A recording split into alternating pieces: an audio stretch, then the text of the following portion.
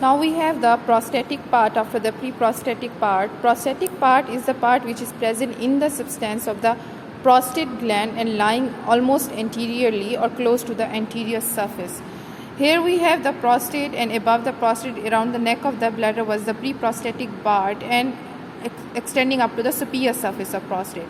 While in the substance of the prostate we have the prosthetic part, and it emerges out of the prostate to the apex at the angle of 35 degree. Here is the apex and it will emerge from here. You can see it's slightly tilted area and it will emerge at the angle of 35 degree. That's it for the prosthetic part. Now comes the third part, which is known as membranous part.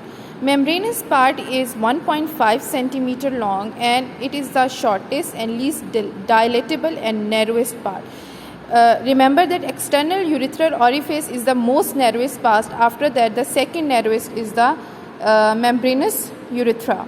So it is the shortest, least dilatable and the narrowest. And membranous urethra is below the apex of prostate. It descends with a vertical concavity because it is concave in shape from the prostate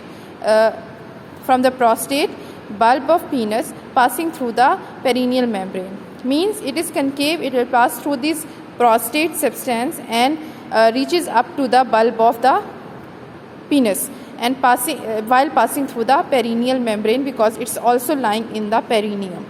Then we have the anterior urethra. Anterior urethra is 16 centimeter long and it lies in corpus spongiosum. Now see the difference. Posterior urethra is proximal to the corpus spongiosum, while anterior urethra is lying or surrounded in the corpus spongiosum. And this is the corpus spongiosum in which this anterior urethra is lying. Now it's the narrowest part. This is the anterior urethra. That will be the anterior urethra part.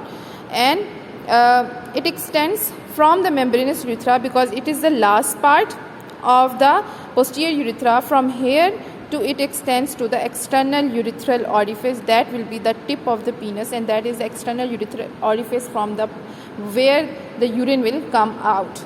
After the extension and length of the anterior urethra, we have the parts, which is the bulbar part and the penile part. Bulbar part is bulbar because it is surrounded by the bulbospongiosis and wide part of the urethra. It is wide part of the urethra. You can see that is bulbospongiosis and then the corpus spongiosum and then the corpus cavernosum.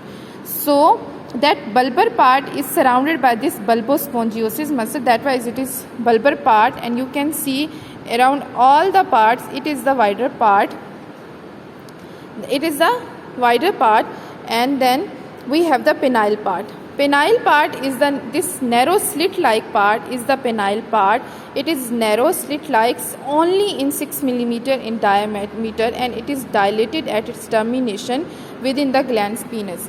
But this is the termination, right? This is the termination, and it is narrow slit-like here and only 6 millimeter long, and it becomes dilated only at that part within the glans penis. And this part is known as the navicular fossa, right?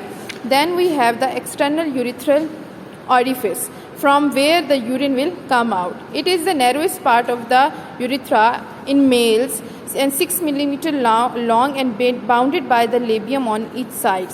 This external urethral orifice have the epithelium which is rich in the glands. So the epithelium of the external urethral orifice will have multiple openings for that urethral glands to open up into its epithelium. Now there are some terms which are frequently asked in viva or written regarding the urethra. That are the urethral crust, prostatic sinus, verimentonum and prostatic utricle. So urethral crust is the midline ridge in the posterior wall of the urethra. Here is the urethra within the substance of the prostate. So within the substance of the prostate, in the posterior wall, there becomes in the midline there becomes a ridge that is known as the urethral crust. Then we have the prostatic sinus. Sinus is, as the name shows, it's an opening. So it is a shallow depression on each side. It is a shallow depression on each side of that urethral crust. So on each side of the urethral crust, there will be openings or depressions on each side, and there will be many prosthetic ducts that will open into these shallow depressions. So it is perforated by many prosthetic ducts. Verimentonum is an elevation in the superior aspect of the prostate, and there are many ejaculatory ducts which are opening into the verimentonum. Then we have the prosthetic utricle.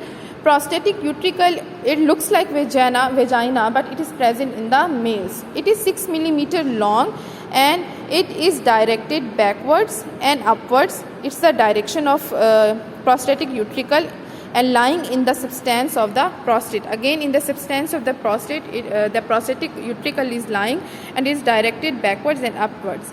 Prosthetic utricle is made up of fibrous tissue, muscle fibers, and the mucous membrane. These are the terms you should know for the male urethra. Thank you so much.